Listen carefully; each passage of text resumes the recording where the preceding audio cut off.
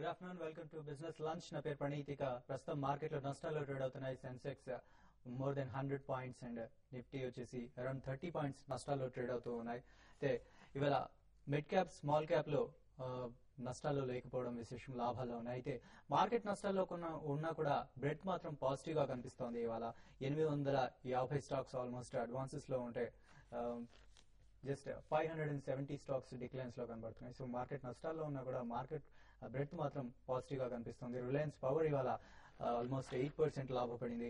Index లో చూసుకున్నట్లయితే హిందాల్కో ఆ తర్వాత స్థానాలు లాభాల్లో ఉంది. అయితే డిఎల్ఎఫ్ ర్యాన్ బ్యాక్సీ మాత్రం టాప్ లూజర్స్ అని చెప్పుకోవచ్చు. 3.82% డిఎల్ఎఫ్ నష్టపోగా ర్యాన్ బ్యాక్సీ 3.31% నష్టపోతోంది. ఇవాళ డెల్టా కార్ప్ వరుసగా లాభపడుతూ వస్తున్న స్టాక్ ఇది. ఇవాళ కూడా ఆల్మోస్ట్ 16% లాభంతో ట్రేడ్ అవుతుంది. 140 రూపాయల దాకా వద్ద ట్రేడ్ అవుతుంది. మెయిన్ ఇండెక్స్ నష్టాల్లో ఉంటే యాజ్ యూజువల్ మనం చెప్పుకున్నట్టు బ్రెడ్ పాజిటివ్ గా ఉంది. మిడ్ క్యాప్ స్మాల్ క్యాప్ కూడా లాభాల్లో ట్రేడ్ అవుతున్నాయి. రెండు స్మాల్ క్యాప్ అయితే ఆల్మోస్ట్ 1% లాభాల్లో ఉంది. ఇక మెటల్ ఇండెక్స్ ఇవాళ టాప్ గెయినర్ గా చెప్పుకోవచ్చు, మోర్ దెన్ 1% లాభాల్లో ఉంది. అలాగే రియాలిటీ టాప్ లూజర్ గా చెప్పుకోవచ్చు, మోర్ దెన్ 1.26% నష్టాల్లో ట్రేడ్ అవుతుంది. ఇది మార్కెట్ కి సంబంధించిన అప్డేట్. ఇక మనం ఫోరెన్స్ కు వెళ్లే ముందు, అలాగే మార్కెట్ల గురించి విశ్లేషణ చూసే ముందు, ఈ మధ్య కాలంలో రాష్ట్రంలో మైక్రో ఫైనాన్స్ లకు సంబంధించిన ఇష్యూ హాట్ గా వేడిగా జరుగుతుంది. దీనికి సంబంధించి SKS micro finance chairman Akula Vikram అక్రమాలను బయటపెడుతున్న అతని మాజీ భార్య మాలిని బయన్నతో మా బిజినెస్ ఎడిటర్ వసంత్ చేసిన ఇంటర్వ్యూని ఇప్పుడు చూద్దాం.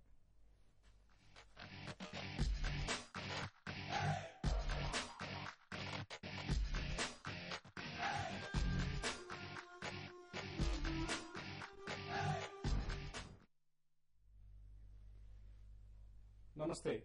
మైక్రో ఫైనాన్స్ విక్రమ్ ఆకుల, ఈ రెండు పదాలు దాదాపుగా పర్యాయ పదాలు అయ్యాయి. అయితే ఇటీవల కాలంలో అటు మైక్రో ఫైనాన్స్ ఇటు విక్రమ్ ఇద్దరు వివాదగ్రస్తం అయ్యారు.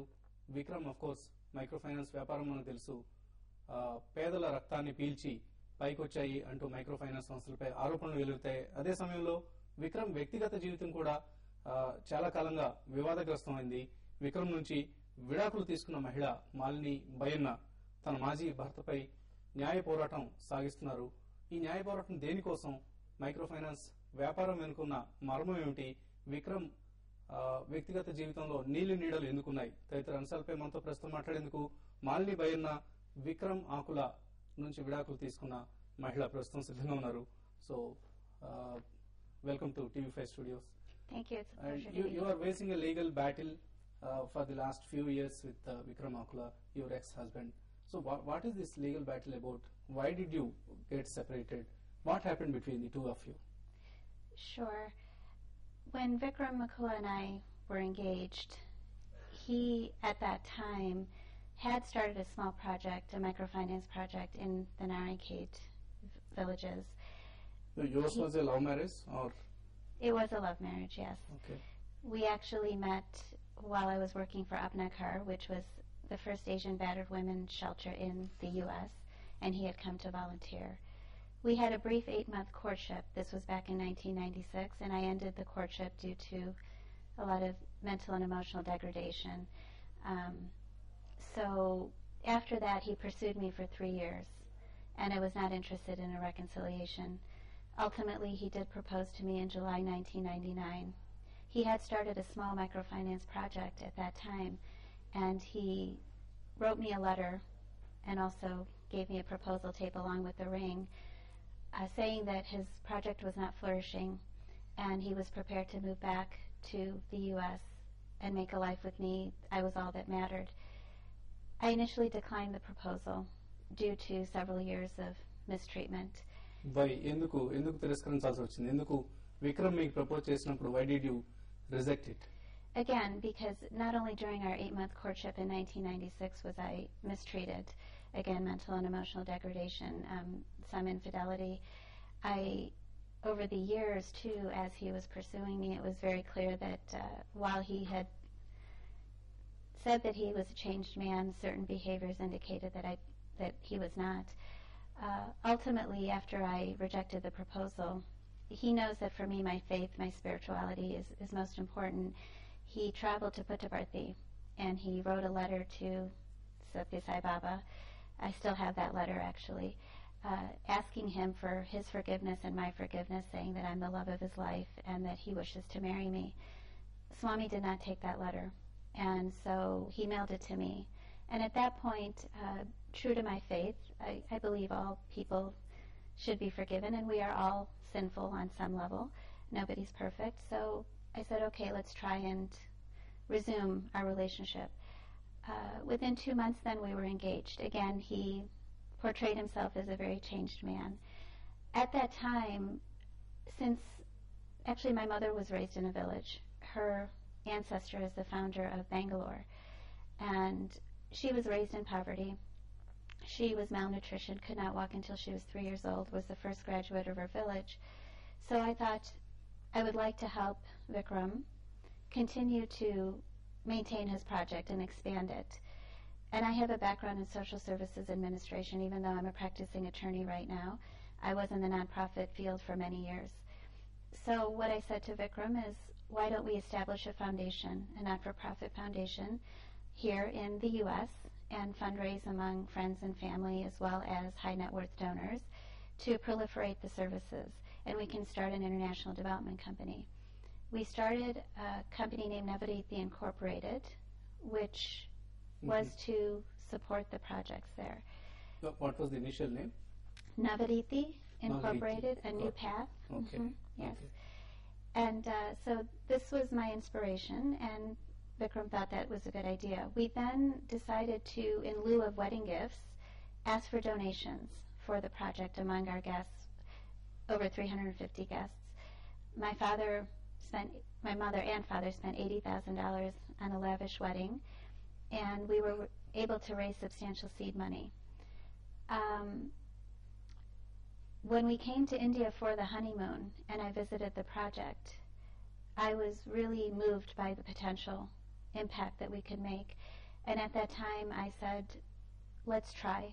We can potentially try to stay in India and make a life for ourselves, but I want to finish my law degree. I was a student, and I'll come during the summers to help you. As we were preparing a strategic plan for Navaditi, as well as which later became SKS Foundation. What does SKS stand for? Swayam Krishi Sangam Foundation. The board of directors I had established for Navaditi and SKS Foundation were among my friends, colleagues, and networks.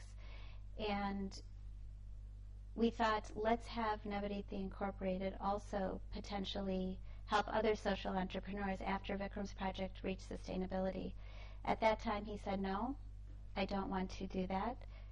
He said he actually had political aspirations in India, which was shocking to me. Political aspirations? Yes, okay. And that was very shocking because that was not the purpose for which I was going to try to make a life for myself in India. In addition to that, he would have to relinquish his U.S. citizenship, so if any time, at any point, I wanted to return to the U.S., that would be very difficult for us. So we then, he said, no, I just want to focus on SKS project, and we changed the name and the strategic plan to SKS Foundation. At that time, I thought, if we are going to do this, let's replicate in the 100 poorest districts of India. I said, this foundation should have an expansive purpose. That, too, he rejected. The reason he rejected that at that time is he said, again, he had political aspirations. He wanted to focus only on the Medak district. And the strategic plan we had to raise $500,000 in capital for each of the districts was discarded. Time and time again, the focus was on his political aspirations. And then in May of 2000, I unexpectedly became pregnant. This is where the serious problems started between me and Vikram. So you didn't want to get pregnant? I did want to let me rephrase that. Neither one of us had any plans to get pregnant. Unplanned. Yes, because we were both students and we had just started this international development company and we weren't in a position. You weren't prepared for that at that point of time? Correct. But I was absolutely elated. I was very happy to be pregnant and to provide my parents and his parents a grandchild. He was very hostile about it. In fact, he wanted me to abort the child. I said no. I said, why would you want to abort this child? He's a blessing, he or she. Again, he raised his political aspirations. He said that, number one, I would not be able to travel to the villages that summer because chances of miscarriage were high. Narayankhet is 3 to 4 hours away from the city, bumpy roads, and it was not advised that I travel. He said, I wanted you to campaign among the villagers with me as husband and wife for my future political bid. And I was shocked. He wanted to contest in the 2004 elections? I wasn't sure which elections, but he said they were coming up, I think, in a year or two. So he would have had to have campaigned.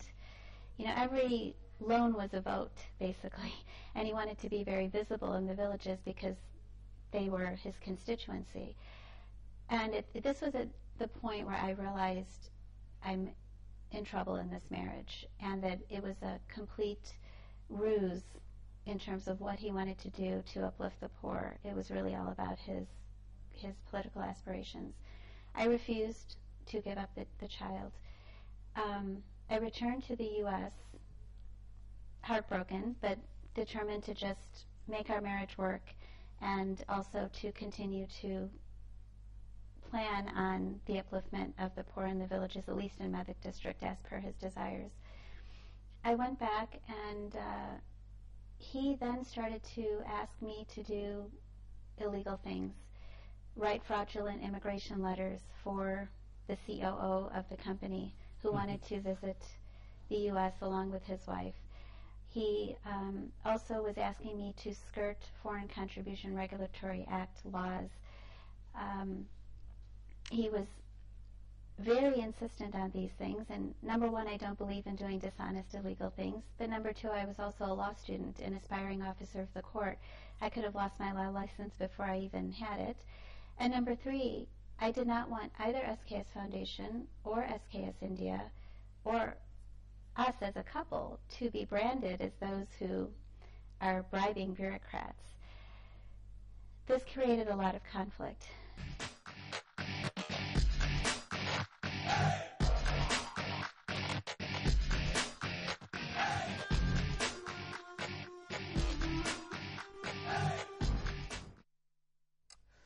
VSK's micro finance chairman Akula Vikram గురించి అతని మాజీ భార్య వెల్లడించిన కొన్ని విషయాలు. అయితే ఈ interview పూర్తి సారాంశం, పూర్తి ఇంటర్వ్యూని మీకు మేము త్వరలో అందించే ప్రయత్నం చేస్తున్నాం. అయితే షార్ట్ బ్రేక్ తీసుకుందాం. బ్రేక్ తర్వాత ఇన్వెస్టర్స్ కాల్స్ కి సమాధానాలు ఇచ్చే ప్రయత్నం చేద్దాం.